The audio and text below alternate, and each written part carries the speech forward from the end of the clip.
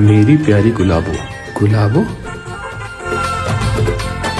मेरी प्यारी पड़ोसन।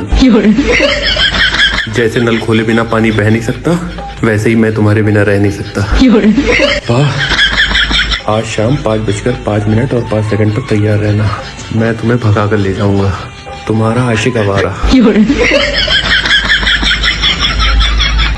कहाँ जा रहे हो?